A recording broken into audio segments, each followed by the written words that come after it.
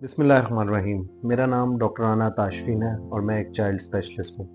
आज हम बात करेंगे कुछ बहुत आम बीमारियां हैं जिनमें कुछ ख़ास तरह के रैश बच्चों में देखे जाए जाते हैं। सबसे पहले नंबर पे खसरा।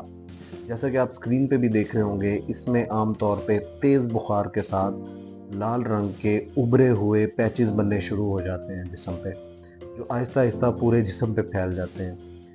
ये बाद में निशान भी छोड़ देते हैं। इसके अलावा पानी से भरे हुए छोटे छोटे दाने जो मुंह से स्टार्ट हों, चेहरे से स्टार्ट हों और पूरे जिस्म पे फैल जाएं, ये चिकन पॉक्स की अलामत है। आम तौर पे इन बीमारियों में कोई ना कोई कांटेक्ट की हिस्ट्री होती है। कोई बच्चा, कोई जानने वाला, कोई स्कूल फेलो, वो पहले इस बीमारी से एक्सपोज हो चुका होता है और दूसरे बच्चों को भी इसकी लपेट में ले लेता है। ये सारी बीमारियां आम तौर पे अछूत की होती हैं, एक से दूसरे में फैलती हैं। दीज आर कुछ मज़ीद बीमारियां जिनमें कुछ ख़ास तरह का रैश पाया जाता है, उनमें डेंगू फीवर, इसके अलावा रोजियोला और रूबेला शामिल। उम्मीद है आज की वीडियो पसंद आई होगी आपको। अगर पसंद आई है तो लाइक करें और सब्सक्राइब करें।